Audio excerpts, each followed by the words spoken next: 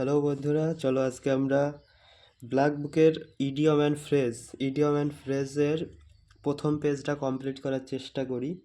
তো basically idiom and phrase এর বাংলায় আমরা কি বলি? বাংলায় আমাদের প্রবাদ শুনেছো যে বলে যে না, নাচতে না জানলে উঠোন বেঁকা। যেমন ওই নাচতে না জানা, নাচার সাথে উঠোনের যেমন সম্পর্ক গড়ে তুলেছে, কিন্তু বাস্তবে তো সেটা না। ধরুন আমি একটা কোনো কাজ, আমাকে কেউ টাস্ক দিল, তো সেই টাস্কটা আমি কমপ্লিট করতে পারলাম না, তখনটাই আমি নিজের ভুল না দেখিয়ে যখনই বলবো যে আমি যখন নিজের ভুল না দেখিয়ে বলবো যে ওই জিনিসটার মধ্যে কমতি ছিল, ওর জন্য আমি এই টাস্কটা কমপ্লিট করতে পারিনি। তো অপোজিট পার্সন বলবে, তখন বলতে পারবে যে আচ্ছা, নাচতে না জানলে উঠোন বেঁকা। তো এইটা যেমন প্রবাদ্য বাংলায়, সেমন ইংলিশে ওকে ইডিয়ম অ্যান্ড ফ্রেজ বলে।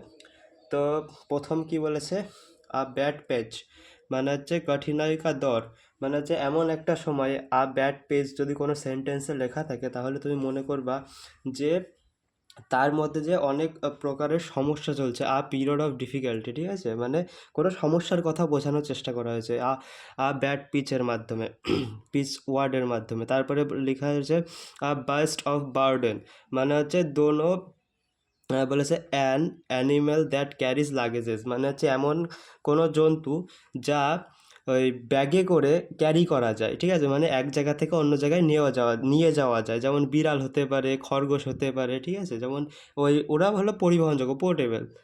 তারপরে বলেছে বি হাইভ মানে হচ্ছে বিজি প্লেস। ধরে নাও এমন একটা জায়গা, বা তোমাদের নিজস্ব এরিয়ার যেখানে, বা রেল গেট যেখানে পড়বে, সেটা যেমন সব সময় বিজি থাকে, ঠিক আছে, মানে সব সময় মানুষজন চলাচল করে, সেমন বলেছে বি হাইভ মানে হচ্ছে বি মানে মৌমাছি, আর হাইভ মানে হচ্ছে তাদের মানে ছাতা, যেই মৌমাছির যেখানে মধু রাখে বা তাদের বাসস্থান, সেখানে দেখবা সবসময় মৌমাছি কিন্তু কাজ করেই যায়। তো ওর জন্য মানে কোনো একটা ব্যস্ত জায়গাকে ইংলিশে বি হাইভ মানে ইডিয়মের ভাষায় বি হাইভ বলে পরিচয় দেয়, ঠিক আছে। তারপরে বলেছে বিগ ড্র, মানে হচ্ছে কোনো হিউজ অ্যাট্রাকশন, মানে কোনো এমন, ধরে নাও তুমি কোথাও গেলে, কোনো একটা শো, মানে কোথায় বলবো, ধরো না কোনো একটা রেস্টুরেন্টে গেলে, ওখানে এমন একটা সুন্দর একটা ছবি আছে, মানে অনেক বড় একটা ছবি আছে যেটার দিকে সবার নজর যাচ্ছে। তো সেমন বিগ ড্র মানে হচ্ছে কোনো এমন একটা কিছু যেটা মানে সব কিছুর বা সবার অ্যাট্রাকশান নিয়ে নিচ্ছে, যে তাকে মানে ইডিয়মের ভাষায় বলা যায় বিগ ড্র। তারপরেরটা বলেছে a bird in the hand is worth two in the bush, মানে হচ্ছে আমার হাতে যেই চাকরি আছে, মানে ধরে নাও আমি এসএসসির জন্য প্রিপারেশান নিচ্ছি, এসএসসি সিজিএল হতে পারে, এমটিএস হতে পারে, তোমরা এক একজন এক এক রকম প্রিপারেশান নিচ্ছ। তো তুমি ধরে নাও বেঙ্গল পুলিশ, এই কিছুদিন আগে বেঙ্গল পুলিশের কনস্টেবলের এক্সাম হলো, তোমরা যারা পরীক্ষা দিয়েছো তাদের মধ্যে ধরে নাও কেউ পাশ করে গেছো, পুরো ডকুমেন্ট ভেরিফিকেশান ইন্টারভিউ সব ক্লিয়ার, এখন তোমাদের জয়েনিং লেটার চলে এসছে। এখন তুমি ওতে যদি জয়েন্ট না করে মনে ভাবো যে হ্যাঁ, এইবার আমার এসএসসি সিজিএল হয়ে যাবে, তো সেটা তো ভালো যদি হয়ে যায়, কিন্তু এখানে এই ইডিয়মের মাধ্যমে বলতে চাচ্ছে যে তোমার হাতে যেই পুলিশের যেই জয়েনিং লেটারটা চলে এসছে, তাহলে তুমি জয়েন্ট করে নাও। কেননা বলেছে কিছু নিশ্চিত রূপ সে বলেছে কুছ নিশ্চিত রূপ সে হোনা কুছ বেহতর পানে কা উম্মীদ সে আচ্ছা হে, মানে হচ্ছে কোনো কিছু যেটা শিওর হয়েই যাবে সেটা ভালো, ওর থেকে যদি কিছু ভালো হয় তার আশা না রেখে যেটা হয়ে যাবে সেটার উপরে আমাদের নজর দেওয়া উচিত।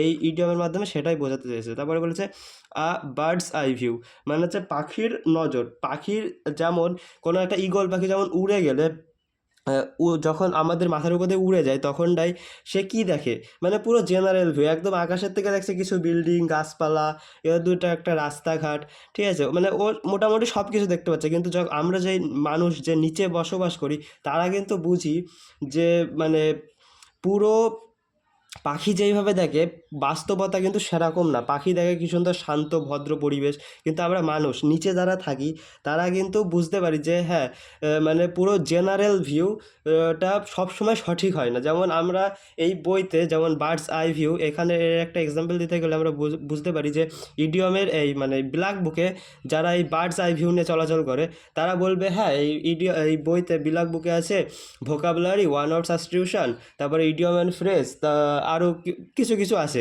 কিন্তু যারা পুরো অর্ডিনারি পিপল, মানে সাধারণ মানুষ যারা, তারা যখন ব্রিফে না দেখে যখন পুরো ডিটেলসে ইন ডিটেলস দেখতে চায়, তখন তারা দেখবে যে হ্যাঁ, ইডিয়ম অ্যান্ড ফ্রেজের মধ্যে 1800 ওয়ার্ড আছে, ভোকাবুলারির মধ্যে 1800-1900 ওয়ার্ড আছে, সিনোনিম অ্যান্টোনিম আছে, এর মধ্যেও কিছু অনেক ওয়ার্ড আছে যেগুলো আমাদের পড়তে হবে। ঠিক আছে, তো বার্ডস আই ভিউ মানে হচ্ছে ব্রিফে দেখা, সব কিছু একদম উপর উপর দিয়ে দেখে চলে যাওয়া। আর ইন ডিটেলস দেখার বিষয়টা আলাদা, মানে উপর উপর দেখার যখনই প্রসঙ্গ আসবে তখন তুমি ইংলিশে বলতে পারবে আ বার্ডস আই ভিউ। তারপরে বলেছে a bite at the cherry. A bite at the cherry মানে হচ্ছে তুমি কোনো কাজের জন্য বলেছে কুছ করনে কা মৌকা মিলনা, তুমি ধরে নাও কোনো একটা কাজ শুরু করলে, শুরু করবা ভাবছো, কিন্তু ওখান থেকে অপোজিট পার্সন এসে তোমাকে অফার দিল যে তুমি কি এই কাজটা করতে চাও আমার জন্য। তো তখন মনে করো তোমার কাছে একটা চেরি দিল, তুমি একটা চেরি খাওয়ার প্ল্যান করছো, সামনের জন এসে তোমাকে চেরি দিয়ে দিল, তো তখন তুমি সেটা বাইট করলে মানে কামড়ালে। তো সেটাই বলছে যে তুমি যখন কোনো কিছু করার চেষ্টা করবে, মানে মানে চেষ্টা করার মকা পাচ্ছ, ঠিক আছে। তারপরে বলেছে আ ব্লেসিং বুন ইন ডিসগাই মানে হচ্ছে ধরে নাও তুমি এক জায়গায় দাঁড়িয়ে আছো কোনো একটা রাস্তায়, রাস্তায় দাঁড়িয়ে থাকাকালীন তুমি চুপচাপ ফোন দেখছো, এখন পিছন থেকে দেখছো যে একটা কুকুর আসছে, কুকুর এসে তোমাকে তাড়া করলো, ঠিক আছে। কুকুর এসে তোমাকে তাড়া করলো, তখন মনে হলো ইস, কুকুরটা আমার তাড়া করছে, তুমি দৌড়ানো শুরু করলে, কিছু দূর যাওয়ার পরে কুকুরটা অন্যদিকে চলে গেলো, তখন দেখলে যে তোমার দিকে আসছিল না, কিন্তু তুমি ওই যে সরে গেলে ওখানেই একটা কারেন্টের প্লার বা অন্য কিছু পড়লো পুরো এক্স্যাক্ট তুমি যেখানে দাঁড়িয়েছিলে সেই জায়গা। তো প্রথমে ইনিশিয়ালি তোমার মনে হচ্ছিল যে ইস, কুকুরটা আমাকে তাড়া করলো, কামড়াবে নাকি, কিন্তু তুমি পরে যখন সরে গেলে তখন দেখলে যে না, কুকুরটা এসেছিলো বলে ওই পিলারটা আমার মাথার উপর থেকে পরের থেকে আমি আজকে বেঁচে গেলাম। তো সেটাই বললো যে প্রথম দিকে যদি কিছু খারাপ মনে হয়, পরে সেটা খারাপের কারণ নাও হতে পারে। এবার যে দুঃখকে ভেসমে সুখ, মানে দুঃখে ভীষ্মে সুখ মানে হচ্ছে কোনো খারাপের বা কোনো খারাপ কিছু ইনিশিয়ালি মনে হয়, কিন্তু পরে দেখা যায় না ওটাই আমার জন্য হয়তো ভালো ছিল, যার জন্য আমি আজকে বেঁচে গেলাম, মানে এক্সাম্পল হিসাবে যেটা আমি দিলাম। তারপরেরটা বলেছে দেখো, এ ব্লু বয় আইড বয় মানে ধরে নাও তুমি কোথাও ঘুরতে গেলে, সেখানে তুমি একটা দেখলে নীল চোখ, মানে যার চোখ, একটা মানুষকে দেখলে যার চোখ নীল, তখন তোমাকে মনে হবে যে ইস, ছেলেটা বা মেয়েটা কত সুন্দর, বা আমারও যদি এমন হতো। তো এর মানে হচ্ছে ব্লু আইড বয় মানে হচ্ছে কোনো কারোর মানে নজরে সেটা ভালো, ঠিক আছে, যে আঁখো কা তারা মানে বহুত প্যারা, খুবই ভালো। ওয়ান্স হু ইজ ফেভারেট, ধরো না তোমার কোনো একটা ছেলেকে বা কোনো একটা মেয়েকে ভালো লাগলো, তো তোমার চোখে সেই ছেলে বা মেয়েটা হলো ব্লু আইড বয়, ঠিক আছে, মানে ইডিয়মের ভাষায়। তারপরে বলেছে a bolt from the blue. A bolt from the blue মানে হচ্ছে ভাবো তুমি একটা ফাঁকা একটা রাস্তা, মানে আকাশের তলায় দাঁড়িয়ে আছো, পুরো নীল কালার, মানে গরমের দিকে নীল কালার পুরো আকাশ, ঠিক আছে, ওখান থেকে কি কোনো মেঘ নেই আকাশে, পুরো নীল আকাশটা, সেখান থেকে কি কোনো দিন মানে বিদ্যুৎ চমকানোর সম্ভাবনা আছে? কোনো দিনও সম্ভব না। কিন্তু এখানে বলেছে বোল্ড ফ্রম দ্য ব্লু মানে হচ্ছে নীলের মাঝখান দিয়ে বিদ্যুৎ চমকাচ্ছে, অর্থাৎ এমন কোনো জিনিস ঘটে গেল যেটা আনএক্সপেক্টেড, কোনো দিনই হওয়া সম্ভব ছিল না কিন্তু হয়ে গেছে, ঠিক আছে, যে আকস্মিক ঘটনা, সামথিং আনএক্সপেক্টেড অ্যান্ড আনপ্লিজেন্ট মানে যেটা খুবই অসম্ভব, মানে অসম্ভব ছিল কিন্তু হয়ে গেছে, আবার যেটা খারাপ মানে আনপ্লিজেন্ট মানে ভালোও না তোমার জন্য, ঠিক আছে, যে কমপ্লিটলি সারপ্রাইজ মানে যে পুরোটাই তোমাকে চমকিয়ে দিয়েছে যে এটাও সম্ভব, ঠিক আছে। তারপরে কি বলেছে বোন অফ কন্টেনশন মানে হচ্ছে ধরে নাও 10-12টা কুকুর আছে তোমাদের গলিতে, তুমি একটা হাড় ফেলে দিলে কুকুরের সামনে, তখন ওই হাড় নিয়ে তো ওরা মারামারি শুরু করে দেবে।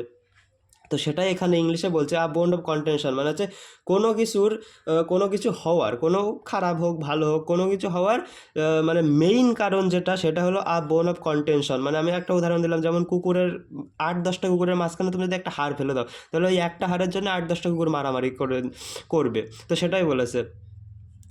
তারপরে বলেছে বুল ইন এ চাইনা শপ, মনে করো একটা চাইনিজ শপে, চাইনিজ কাচের শপ, মনে করো কাচের দোকান বা গ্লাস শপ, সেখানে একটা ষাঁড় ঢুকে গেল, ষাঁড়, ঠিক আছে। তো সেই জায়গাটা কেমন হবে? মানে যেই দোকানদার সে তো তোমার মনে করো খুব একটা ভালো সেই দোকানের ওপর নজর রাখতে পারেনি, যার জন্যই সেমন হলো। যেমন লাপরবাহ ব্যক্তি মানে হচ্ছে সেই দোকানদারটাও মানে বেখেয়ালি টাইপসের ছিল, যার জন্যই তো ওই কাচের দোকানের মধ্যে সার ঢুকে গেলো, নাহলে কোনো দোকানদার কি চায় যে আমার দোকানে সার ঢুকে যাক? তো সেমন কিছু একটা বলতে চাইছে যে আ বুল ইন আ চাইনা শপ মানে হচ্ছে খুব একটা কি বলবো ভালো ব্যক্তি না, সে মানে নিজের দায়িত্ব ঠিকঠাক সামলাতে পারে না, সেটাই বলতে চেয়েছে। তারপরে বলেছে বুল মার্কেট বুল মার্কেট মানে হচ্ছে period of rising price in the stock market. ধরো স্টক মার্কেটে তুমি একটা শেয়ার নিলে, সেখান থেকে এমন গ্রাফ যেমন উঠে উঠে হুট করে এমন উঠে গেল, তো সেই হুট করে যেটা আনএক্সপেক্টেডভাবে ওঠে সেটার বলে এই যে বুল মার্কেট। তারপরে বলেছে কি কেক ওয়াক। কেক ওয়াক মানে তোমার কাছে এমন কিছু দিল যেটা তোমার জন্য একদম সহজ। ধরো না তুমি এখন পড়ো ক্লাস 12-এ বা ফার্স্ট ইয়ার সেকেন্ড ইয়ারে পড়ো, তো তোমার কাছে দিয়েছে 2+3 কত হয় বা 2×3 কত হয়, সেটা তোমার কাছে কেক ওয়াক মানে যে যেটা তুমি খুব শীঘ্র বা খুব তাড়াতাড়ি করতে পারবে তাকে কেক ওয়াক বলে। যে বলেছে অ্যান ইজি অ্যাচিভমেন্ট, ঠিক আছে। তারপরে বলেছে কেন অফ ওয়ার্ম মানে হচ্ছে জটিল পরিস্থিতি। ধরে নাও তোমার কাছে কি বলবো, একটা জারে করে ধরে নাও তোমার কেঁচো দিয়ে দিল, তখন তোমার কেমন লাগবে? ঠিক আছে, প্রচুর মানে খারাপ লাগবে। কি বলবো, যেটার মাধ্যমে তোমার বললো যে এই কেঁচোগুলো সব এক জায়গা থেকে অন্য জায়গা তুমি হাতে করে সরাও, তো তখন কেমন লাগবে? তো সেই পরিস্থিতির কথা বোঝানো হয়েছে ক্যান অফ ওয়ার্মের মাধ্যমে। তারপরে বলেছে ক্যারট অ্যান্ড স্টিক অ্যাপ্রোচ মানে হচ্ছে আমরা এর বাংলা আমরা শুনেছি যে ওই কাজের বেলায় কাজী কাজ ফুরোলে পাজি। তো ধরে নাও এটার সেই ইংলিশ ভার্সন, ওই কাজের বেলায় কাজী কাজ ফুরোলে পাজি, ওই প্রবাদের ইংলিশ ভার্সন হলো এটা ক্যারট অ্যান্ড স্টিক অ্যাপ্রোচ। মানে হচ্ছে ধরে নাও তুমি যখন কাজ করবে তখন তোমাকে এই যে দেবে, এই যে গাজর, কিন্তু যখন তুমি কাজ করতে চাইবে না তখন তোমাকে বাড়ি দেবে, ঠিক আছে। Reward and punishment that influence someone's behaviour মানে হচ্ছে তোমার ব্যবহারের উপরে নির্ভর করে তোমাকে পানিশমেন্ট দেবে না রিওয়ার্ড দেবে সেটা ডিসাইড করছে, ঠিক আছে। তারপরে বলেছে চেঞ্জ অফ হার্ট মানে হচ্ছে কমপ্লিটলি পরিবর্তন মানে হচ্ছে চেঞ্জ ইন ওয়ান্স ওপিনিয়ন মানে হচ্ছে কেউ ধরে নাও কোনো কিছু ভাবলো যে আজকে আমি এটা করবো, মানে বিশেষ করে নিউ ইয়ারের সময় অনেকে অনেক দিন ধরে ভাবছে যে লাস্ট 1-1.5 মাস ধরে ভাবছে যে আমি এই ডিসেম্বরে 31শে ডিসেম্বরে বা 1 জানুয়ারিতে ঘুরতে যাব, কিন্তু লাস্টের দিকে এসে এই যে চেঞ্জ অফ হার্ট মানে হচ্ছে মন পরিবর্তন হয়ে গেছে, না আজকে আর যাবো না, ভালো লাগছে না, খুব ঠান্ডা, ঠিক আছে। তো সেটা বোঝাতে ইংলিশে। তারপরে বলেছে ক্লিন স্টেল মানে হচ্ছে situation in which you can start again মানে হচ্ছে যেখান থেকে তুমি আবার নতুন করে শুরু করবে, তো সেটাকেই বলা হচ্ছে ক্লিন স্টেল। তারপরে বলেছে ক্লোজড বুক। ধরে নাও এই বইটা যেটা আমরা ইংলিশ ভোকাবুলারি ব্ল্যাক বুক পড়ছি, তো এই বইটা ধরে নাও আমি বন্ধ করে দিলাম, এই যে এমন বন্ধ করে দিলাম, বন্ধ করে এইবার এর উপর দিয়ে আমি একটা কালো কালারের একটা মলাট লাগিয়ে দিলাম বা কভার লাগিয়ে দিলাম। তো এরপরে তুমি কি বা কেউ কি দেখে বুঝতে পারবে যে এই বইয়ের মধ্যে কী আছে? হতেই তো পারে যে আমি এখানে একটা কোনো ওষুধ নিয়ে যাচ্ছি বা এর ভিতরে একটা কোনো কিছু কেটে সামথিং কিছু নিয়ে যাচ্ছি। তো সেটাই বলেছে ক্লোজ বুক মানে হচ্ছে মিস্ট্রি মানে হচ্ছে কোনো রহস্যময় কিছু। বা আমার ধরে নাও এই ব্ল্যাক বুকেরই ওপরে আমি একটা কালো একটা কভার দিয়ে দিলাম, তো সেই কভার যখনই দেবো তখন তো মানুষ মানে ভাববে যে কী বই নিয়ে যাচ্ছে যার জন্য কালো কভার দেওয়া। তো সেটাই বলছে যে মানে পুরোটাই মিস্ট্রি, ঠিক আছে। তারপরে বলেছে cold fish person, sorry cold না ক্লোজড ফিস্ট পারসন মানে হচ্ছে কেউ ধরো না যে নিজের হাতে এমন বন্ধ করে দিয়েছে যে খাওয়াবে না বা কিছু করবে না, খরচ করবে না, তো মাইজার মানে হচ্ছে কাঞ্জুসাল মানে কৃপণ যাকে বলে। কৃপণকে আমরা মানে ইডিয়মের ভাষায় বলতে পারি ক্লোজ ফিস্টেড পারসন মানে হচ্ছে সে খুব সহজে তার টাকা খরচ করতে চায় না। তারপরে লাস্ট বলেছে এই পেজের 21 নম্বর বলেছে কগ ইন দ্য মেশিন মানে হচ্ছে একটা ধরো না বড় একটা ট্রাকের ছোট্ট একটা নাট, যেই নাটটা মোটামুটি হলেও চলে না হলেও চলে সেমন একটা মানুষ মানে হচ্ছে বড় একটা টিমের, ধরে না অনেক বড় একটা টিমের, মনে করো একটা গ্রামের প্রায় 2-2.5 হাজার জন জনবসতি আছে যেই গ্রামে বা পাড়ায়, সেই জায়গার একজন ব্যক্তি ধরে নাও সরে গেল, অন্য জায়গায় চলে গেল, তো মানে অন্য জায়গায় শিফট হয়ে গেল বা অন্য গ্রামে জায়গা কিনে বসবাস করলো, তো সেই গ্রামের কি কোনো সমস্যা হবে? হবে না, অবশ্যই একজনের জন্য কোনো সমস্যা হবে না। তো বলেছে মামুলি ব্যক্তি মানে হচ্ছে ম্যাঙ্গো পার্সন, ম্যাঙ্গো ম্যান বলি আমরা, মানে কি মেরে মানে অর্ডিনারি পিপল, যার মাধ্যমে মানে বলতে চাইছে যে কগ ইন দ্য মেশিন মানে হচ্ছে একটা বড় একটা মেশিনের, অনেক বড় মেশিনের ছোট্ট একটা পার্ট, ঠিক আছে, যার থাকলেও চলে না থাকলেও চলে, কোনো সমস্যা হবে না, ঠিক আছে, সাধারণ ব্যক্তি বলা যায়। তো আজকের মতো এইটুকুই, প্রথম 21টা তো তোমরা সবাই পড়বে, কালকে আবার পরের পেজ যতটা আছে 45টা আছে 22-এর থেকে সেটা করব। আর যদি ভালো লাগে অবশ্যই চ্যানেলটা সাবস্ক্রাইব এবং ফেসবুক থেকে দেখলে ফলো করে দিও পেজটাকে। Thank you.